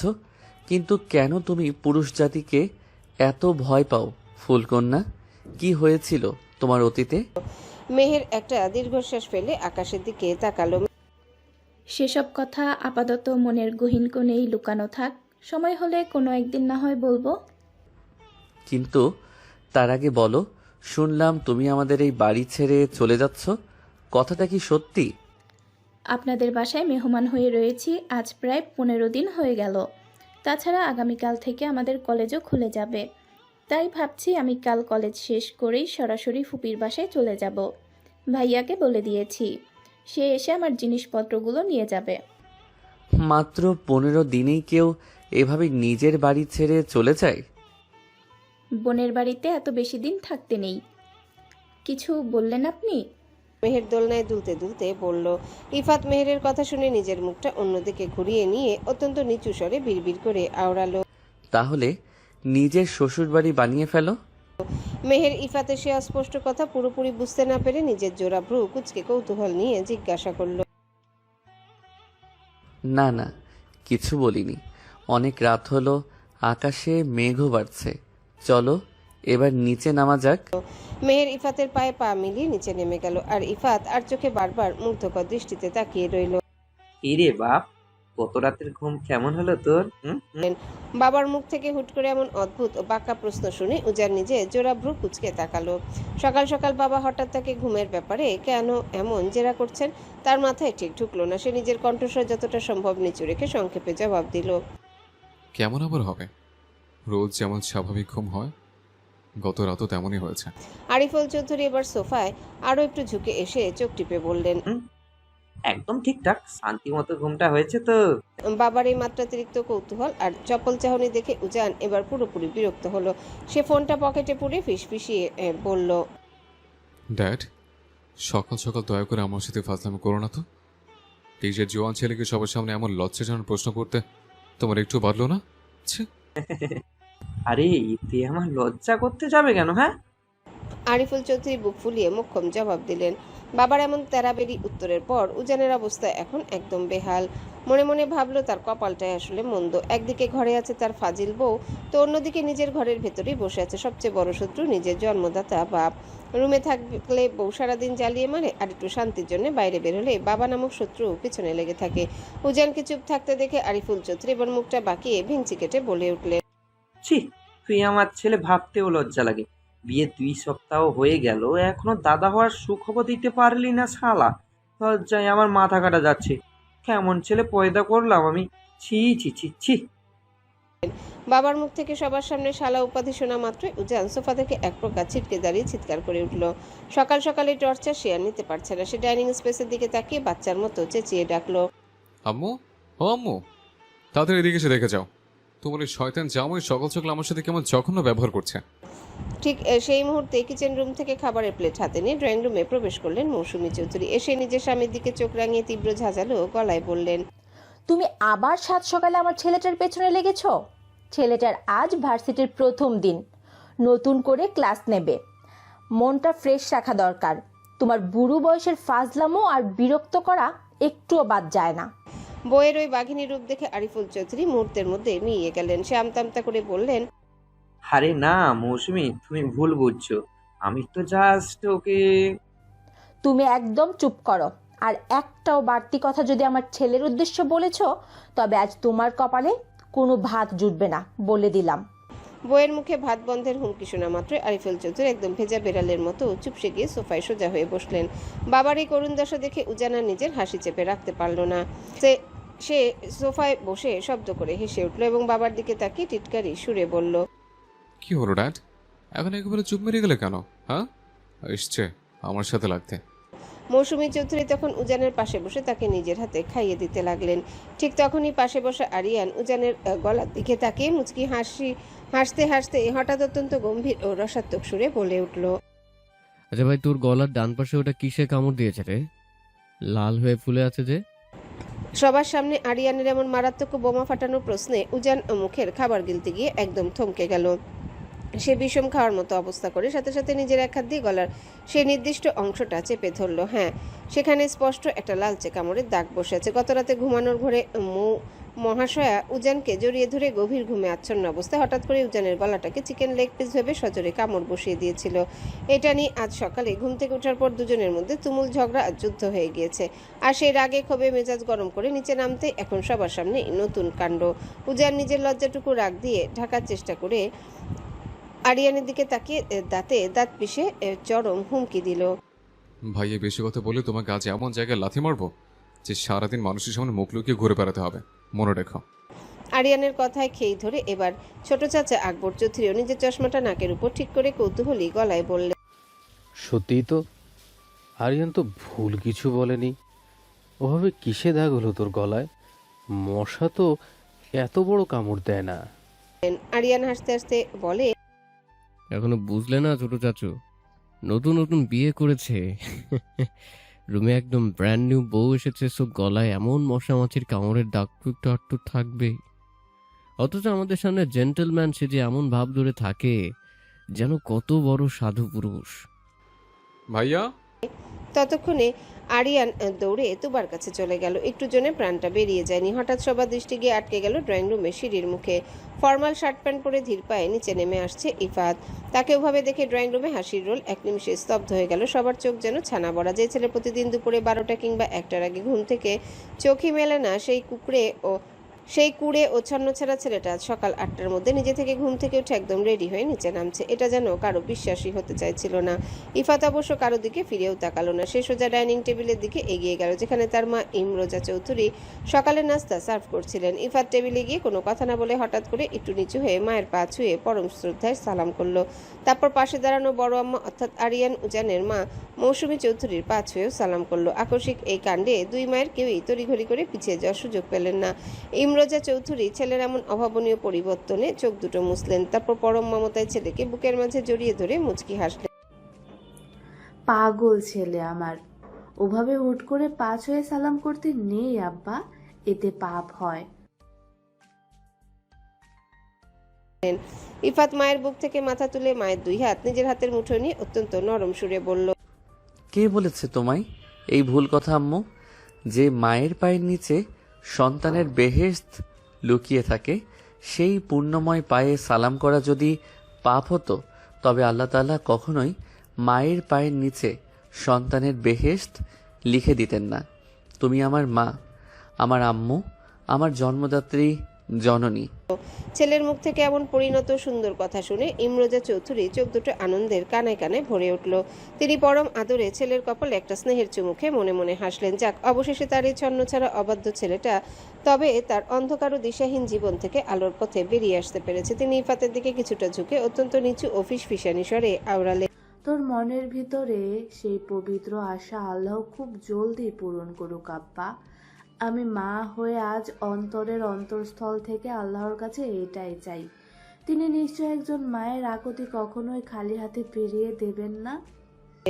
ইফাত মায়ের কথার অন্তর্নিহিত অর্থ বুঝতে পেরে এক মায়াবী মৃদু হাসলো। সে মেহেরের দেওয়া সেই রূপান্তরের কথা মনে করে মনে মনে এক নতুন শক্তি পেল।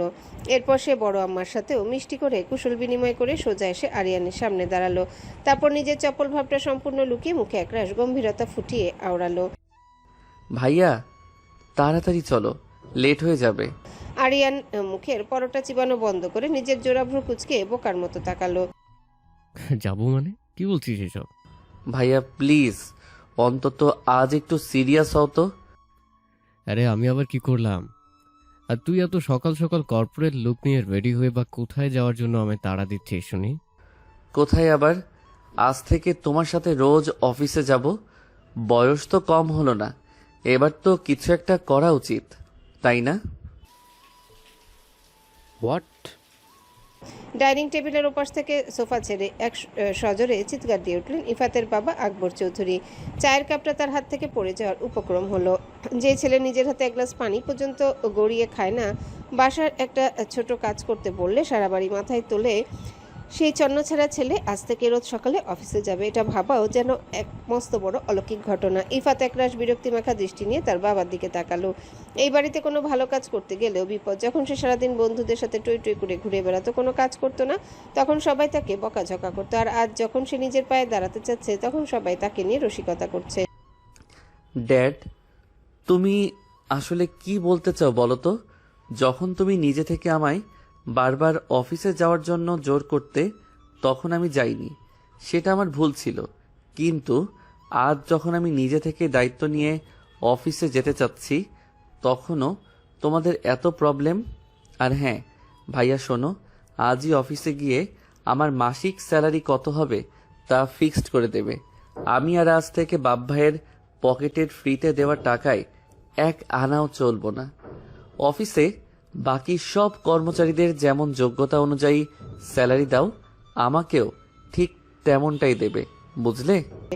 আকবর চৌধুরী ছেলের এই রুদ্র ও পরিণত রূপ দেখে সম্পূর্ণ চমকে গেলেন। ছেলের মুখের উপর এমন গম্ভীর ও দায়িত্বশীল কথা তিনি এত বছরেও শুনেননি। তবে ছেলের এই জেদ দেখে তার মনের ভেতর এক বিশাল আনন্দের বন্যা বয়ে গেল। মনে মনে ভাবলেন, দেরি করে হলেও ছেলেটা অবশেষে নিজের ভবিষ্যৎ আর জীবনের মূল্য বুঝতে পেরেছে। এদিকে উজান সোফা থেকে উঠে দাঁড়ালো। সেই ফাতের দিকে এগিয়ে গিয়ে তার কাঁধে একটা আলতো চাপ দিয়ে মৃদু হেসে বলল, ভাইয়া বেস্ট অফ লাক দোস্ত, তোর এই নতুন শুরুর জন্য অনেক শুভকামনা রইল। আচ্ছা আমি এবার আসি, লেট হয়ে যাচ্ছে। উজান সদর দরজার কাছাকাছি যেতে ঠিক তখনই কোথা থেকে মৌতরিত গতিতে চিলের মতো ছুটে এসে পেছন থেকে উজানকে শক্ত করে জড়িয়ে ধরল। বেচারা উজান আকস্মিকে অতর্কিত আক্রমণে তীব্র ভয়ে আর আতঙ্কে এক লাফে প্রায় 2 হাত দূরে সরে গেল। পরক্ষণে পেছনে তাকিয়ে মৌকে ওভাবে দাঁড়িয়ে থাকতে দেখে তার বুক থেকে এক মস্ত বড় ভয়ের খাঁচা নেমে গেল। সে নিজের বিরক্তি মাখা চোখ দুটো বড় বড় করে রাগান্বিত কণ্ঠে চেঁচিয়ে উঠল, এই ইডিয়েট মেয়ে, সকাল সকাল আমাকে এভাবে হার্ট অ্যাটাক করিয়ে মার্ডার করতে চাও? আর বাসায় সবার সামনে ওভাবে জড়িয়ে ধরলে কেন? লজ্জা শরমের কি মাথা একদম চিবিয়ে খেয়ে ফেলেছ? মৌ উজানের ওই রাগী ধমক শুনে বিন্দুমাত্র দমল না, বরং নিজের অন্যটা আঙ্গুলে জড়াতে জড়াতে বলে, সবসময় শুধু শুধু আমার উপর এমন চিল্লাবেন না তো। আমি কি ইচ্ছে করে সবার সামনে ওভাবে জড়িয়ে ধরেছি নাকি? আর একটু প্লিজ আমার সাথে রুমে চলুন না। এই মেয়ে, তোমার প্রবলেম কি? একটু আগে আমার সাথে হতে বড় ঝগড়া করলে, আর এখন আবার কোন আকেলে আমার রুমে যেতে বলেছ? রুমে আরশোলা ঢুকেছে, প্লিজ চলুন না আমার সাথে। বড্ড ভয় করছে তো আমার। সামান্য একটা আটশোলা দেখে তোমার এত ভয়? আর আমি এখন কোনো মতে তোমার সাথে উপরে যেতে পারবো না। আমার ভার্সিটিতে প্রথম ক্লাস আছে। তোমার ভয় লাগলে তুমি অন্য কোথাও গিয়ে চুপচাপ বসে থাকো। প্লিজ প্রফেসর সাহেব, একটা বারের জন্য চলুন না, প্লিজ প্লিজ। মৌ এবার উজানের শার্টের হাতা ধরে একদম ঝুলে পড়ল। উজান ডাইনিং টেবিলের দিকে এক পলক তাকালো, তারপর সে এক দীর্ঘশ্বাস ফেলে মৌয়ের পিছু পিছু আবারও দোতলা রুমের দিকে পা বাড়ালো। উজান রুমে প্রবেশ করা মাত্রই মৌ তড়িঘড়ি করে পেছনের দরজাটা লক করে দিল এবং উজান কিছু বুঝে ওঠার আগে তাকে সজোরে এক ধাক্কা দিয়ে বিছানার উপর ফেলে দিল। উজান বিছানায় আছড়ে পড়ার সাথে সাথে মৌ নিজে এক লাফে এসে উজানের চওড়া বুকের উপর পুরোপুরি শুয়ে পড়ল। মৌয়ের এমন আকস্মিক ও মারাত্মক কাণ্ডে উজান একদম স্তব্ধ আহম্মক হয়ে রইল। সে মৌকে নিজের গায়ের উপর থেকে দূরে সরিয়ে দেওয়ার আপ্রাণ চেষ্টা করলো, কিন্তু সরাতে পারল না। মৌ নিজের ছোট ছোট 2 হাত দিয়ে উজানের শার্ট এমনভাবে আঁকড়ে ধরে রেখেছে যেন কোনোভাবেই তাকে ছাড়বে না। উজান এবার দাঁতে দাঁত পিষে চেঁচিয়ে উঠল, এই ফসিল মেয়ে, তুমি না নিচে বললে রুমে আরশালও ঢুকেছে, কিন্তু এখন তো দেখছি তুমি রুমে এনে আমার সাথে চরম ফাজলামো করছো। এক্ষুনি নামো আমার উপর থেকে। মৌ উজানের ধমক শুনে এবার নিজের মুখটা একটু উপরে তুলল। তার ঠোঁটের কোণে তখন এক মায়াবী ও চপল মুচকি হাসি। সে কোনো কথা না বলে অত্যন্ত পরম মমতায় উজানের ধারালো চিবুকের উপর আলতো করে নিজের উষ্ণ ঠোঁট দুটো ছুঁয়ে দিল। উজান একদম বিস্ময়কর স্তম্ভিত দৃষ্টিতে মৌয়ের মুখের দিকে তাকিয়ে রইল।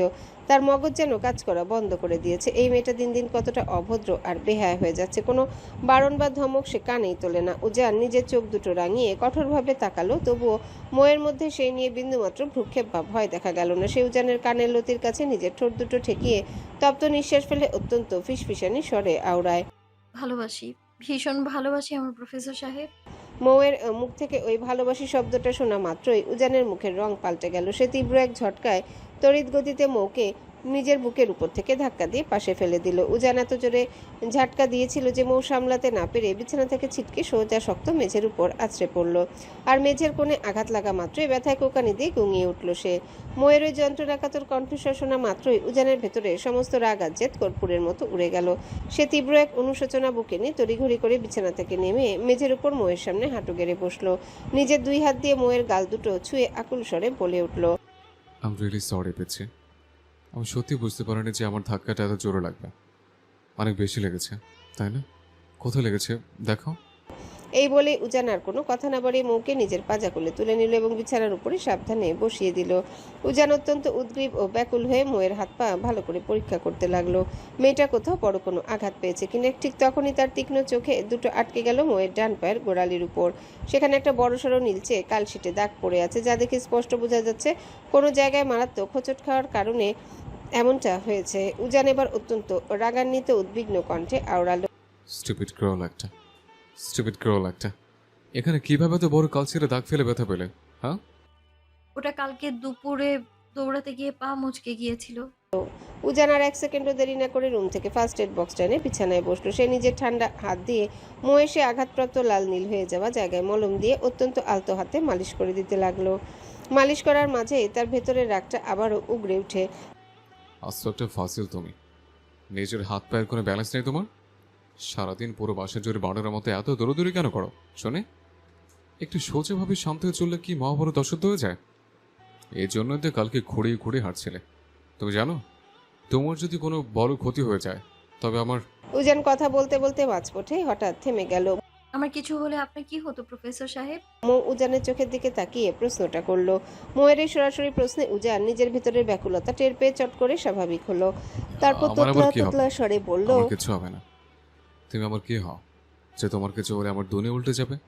হ্যাঁ, তাছাড়া তোমার যদি কোনো ক্ষতি হয় তবে আম্মু আর ড্যাড মিলে আমাকে এই চৌধুরী বাড়ি থেকে ঘাট ধাক্কা দিয়ে বের করে দেবে। সবাই ভাববে আমি ইচ্ছে করে তোমায় আঘাত করেছি। দেখি পাটা সোজা করো। এখন হাঁটতে কোনো প্রবলেম হচ্ছে না তো তোমার? মৌ এবার এক অদ্ভুত ও গভীর অবাক দৃষ্টিতে উজানের এই রূপের দিকে তাকিয়ে রইল।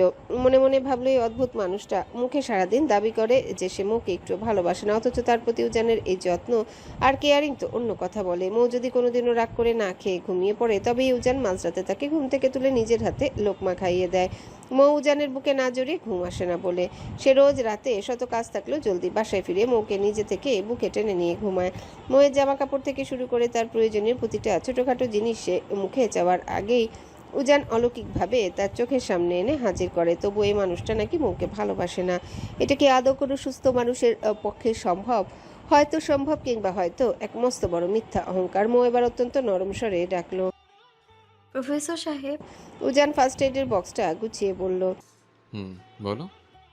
আপনি তো আমায় একটুও ভালোবাসেন না, তাহলে কেন আমার এত যত্ন করেন? আমি মরে গেলেও তো আপনার জীবনে কোনো ফারাক পড়ার কথা না, কিন্তু আমি একটুখানি আঘাত পেলেই আপনি কেমন পাগল পাগল হয়ে যান। এরপরেও কি বলবেন আপনি আমায় সত্যি সত্যি ভালোবাসেন না? ময়ের অকাট্য ও তীক্ষ্ণ প্রশ্নের উজান এক মুহূর্তের জন্য পুরো থমকে গেল। মেয়েটা বয়সে ছোট আর চপল হলে কি হবে? মাঝে মধ্যে এমন কিছু কথা বলে যা সরাসরি বুকে গিয়ে আঘাত করে। উজান বিছানা থেকে উঠে ময়ের একদম পাশে গিয়ে বসলো। মৌ এক দৃষ্টিতে তার চোখের ভেতরের ভাষা পড়ার চেষ্টা করছিল। উজান নিজের ভেতরে এক তীব্র তপ্ত দীর্ঘশ্বাস ফেলে মাথাটা সামান্য উঁচুর দিকে তুলে অত্যন্ত দৃঢ় গলায় উত্তর দিল, শোনো পেয়েছি, তবে আমি মন থেকে নিজের বউ হিসেবে কখনো না মানলেও সামাজিকভাবে আর আইনগতভাবে তুমি এখন আমার বিবাহিত স্ত্রী। তাই আমার জীবনে তুমি হলে জাস্ট একটা রেসপন্সিবিলিটি। এই রেসপন্সিবিলিটি শব্দটার মানে বোঝো তুমি? এর মানে হলো তুমি আমার দায়িত্ব। পৃথিবীর একটা পুরুষ মানুষ সব কিছু এড়িয়ে যেতে পারলেও তার ঘাড়ে আসা দায়িত্ব সে কখনো এড়িয়ে যেতে পারে না। আমি তোমার যত্ন করি, তোমার দায়িত্ব নেই। তোমার সাথে একই বিছানে ঘুমাই, তার মানে এই নয় যে আমাদের মধ্যকার এই জোরপূর্বক সম্পর্কের কোনো উন্নতি হবে। আমরা যেমন আছে আমাদের ফিউচারে আমাদের সম্পর্কটা ঠিক এমনই থাকবে। তবে তোমার যদি মনে হয় যে এই নামমাত্র সম্পর্ক থেকে তুমি তোমার বইয়ের পূর্ণ অধিকার বা ভালোবাসা পাচ্ছ না, তবে তুমি চাইলে আমার লাইফ থেকে চিরকালের মতো চলে যেতে পারো। কারণ আমি তোমাকে কোনোদিনও মন থেকে নিজের স্ত্রীর মর্যাদা বা ভালোবাসা দিতে পারবো না। I am really sorry. মৌয়ের মুখ থেকে কোনো উত্তর শোনার আগেই উজানের বড় বড় পা ফেলে চলে গেল। মৌ বিছানার উপর পাথরের মূর্তির মতো বসে ফ্যালফ্যাল করে উজানের চলে যাওয়ার পথের দিকে তাকিয়ে রইল। এই অদ্ভুত মানুষটাকে সে কোনো সমীকরণ দিয়ে ঠিকমতো বুঝে উঠতে পারে না। এই মানুষটা এক লহমায় এত ভালো, এত কেয়ারিং হয়ে ওঠে যে মনে হয় দুনিয়ার শ্রেষ্ঠ স্বামী। আবার ঠিক পরের লহমায় এত নিষ্ঠুর, এত খারাপ হয়ে যায় যে মনে হয় এক আস্ত পাষাণ। মৌ দেখবে প্রফেসরের দায়িত্বের দেয়ালটা তার ভালোবাসার ঝড়ের সামনে আর কতদিন টিকে থাকতে পারে। পুরো ক্লাসরুম জুড়ে চিৎকার, চিল্লাচিল্লি আর হট্টগোলে কান পাতা দেয়। আজকে তাদের ফিজিক্স ক্লাসের সঙ্গে সম্পূর্ণ নতুন একজন প্রফেসর আসার কথা রয়েছে, কিন্তু কে সেই প্রফেসর, কেমন দেখতে হবেন তিনি, এই নিয়ে ক্লাসের সবার মনে কৌতূহলের শেষ নেই। হঠাৎই মৌ নিজের বেস্ট ফ্রেন্ড কাম বোন মেহেরের কাঁধে ক্লান্ত মাথাটা রেখে মিনমিন স্বরে আওড়াল। মেহের নিচু স্বরে জবাব দিল, ঠিক বুঝতে পারছি না রে মৌ, তবে ক্যাম্পাসের সিনিয়র আপুদের মুখে শুনলাম আজ যিনি আমাদের ফিজিক্স ক্লাস নিতে আসছেন তিনি নাকি ভীষণ কড়া আর বদরাগী টাইপের মানুষ, কিন্তু মানুষটা নাকি দেখতে অসম্ভব হ্যান্ডসাম আর ড্যাশিং।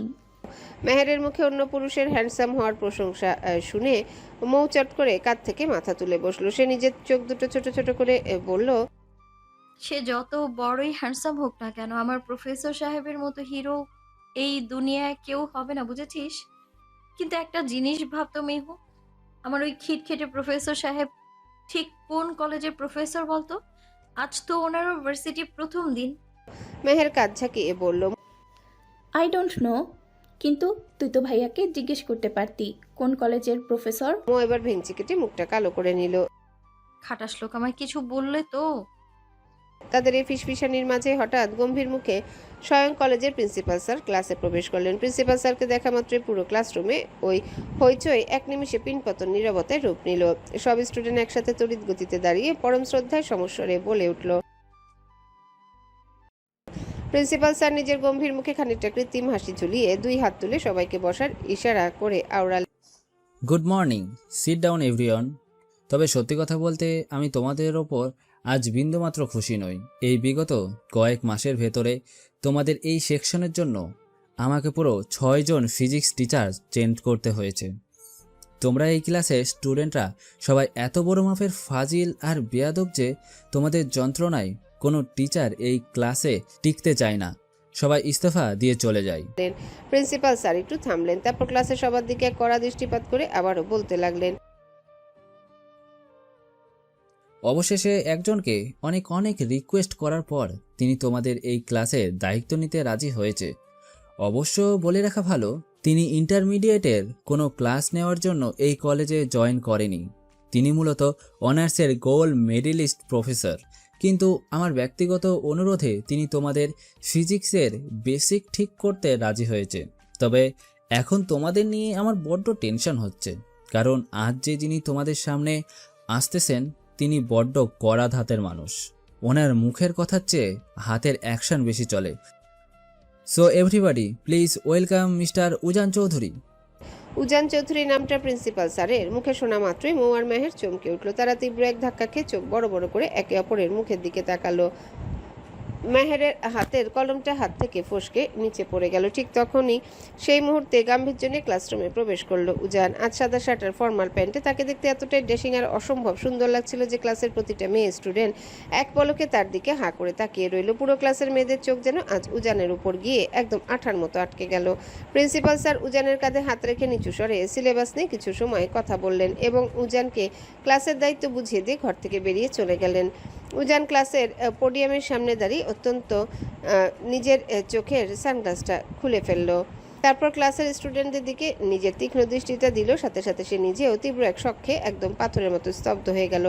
ক্লাসের ঠিক মাঝখানের বেঞ্চে বসে আছে তার ঘরের বউ ও মহাশয়া, যে নিজের বড় বড় হরিণী চোখ দুটো মেলে তার দিকে তপ্ত চোখে তাকিয়ে আছে। উজান নিজের অজান্তে একটা ঢোক গিলল। মৌ যে এই কলেজে পড়াশোনা করে তা উজান আগে জানতো না। জানলে নেচে নেচে প্রিন্সিপাল স্যারের রিকোয়েস্ট অ্যাকসেপ্ট করে নিজের পায়ে নিজে কুড়াল মারতে আসতো না। এতক্ষণ বাড়ির বাইরে এসে একটু শান্তির নিঃশ্বাস ফেলবে বলে মনের ভেতরে যে আনন্দটুকু ছিল, এখন এই ক্লাসরুমে বউ নামক মোস্ট ডেঞ্জারাস মেয়েটাকে নিজের স্টুডেন্ট হিসেবে দেখে উজানের গলার জল নিমিষেই শুকিয়ে খাট হয়ে গেল। আর এদিকে মৌ নিজের গাল দুটোর আগে রসগোল্লার মতো ফুলিয়ে হাত দুটো বুকের উপর আড়াআড়িভাবে বেঁধে বরের দিকে চোখ রাঙিয়ে বসে রইল। মনে মনে ভাবলো এই খাটাস লোকটা তাকে মনে মনে একটুও ভালোবাসে না, তা তো সে ভালো করেই জানে, কিন্তু তাই বলে কি নিজের বিবাহিতা বউকে এত বড় একটা কথা লুকিয়ে যাবে? তারই কলেজের ফিজিক্স প্রফেসর হিসেবে জয়েন করতে আসছে, অথচ তাকে একবারের জন্য মুখ ফুটে কিছু বলল না। এত বড় ধোঁকাবাজ লোক তো দুনিয়ায় দুটো নেই। পুরো ক্লাসের এই স্তব্ধতার মাঝে মেয়েরও নিজের ঘোর কাটিয়ে উঠল। সে চরম বিস্ময় নিয়ে পাশে বসা মৌয়ের পাজরে নিজের কনুই দিয়ে একটা জোরালো খোঁচা মারল। তারপর উজানের দিকে হাঁ করে তাকিয়ে থাকা মৌয়ের কানের কাছে মুখের অত্যন্ত ফিসফিসানি স্বরে জিজ্ঞাসা করলো, মৌ, ভাইয়া এখানে কি করছে? মৌয়ের মুখের ভাষা যেন এক নিমিষে হারিয়ে গিয়েছে। সে এখনো নিজের বড় বড় চোখ জোড়া মেলে অবিশ্বাস্য দৃষ্টিতে সামনের পোডিয়ামে দাঁড়িয়ে থাকা উজানের দিকে তাকিয়ে আছে। এরই মাঝে উজান নিজেকে দ্রুত স্বাভাবিক করে নিল। ক্লাসের বাকি মেয়েদের হাঁ করে তাকিয়ে থাকা আর মৌয়ের ওই বোকা বনে যাওয়া মুখ দেখে সে নিজের ঠোঁটের কোণে এক চিলতে চতুর মুচকি হাসি বুঝালো। তারপর ডাস্টার আর চকটা টেবিলের উপর রেখে অত্যন্ত গাম্ভীর্যপূর্ণ ভরাট গলায় বলতে লাগলো, হ্যালো বন্ধুরা, পরবর্তী পার্ট খুব তাড়াতাড়ি আসবে, তো সবাই অপেক্ষায় থাকো। আর চ্যানেলটি যারা এখনো সাবস্ক্রাইব করোনি তারা পরবর্তী পার্ট দেখার জন্য চ্যানেলটি সাবস্ক্রাইব করে রেখো। ধন্যবাদ সবাইকে, আমাদের সাথেই থেকো।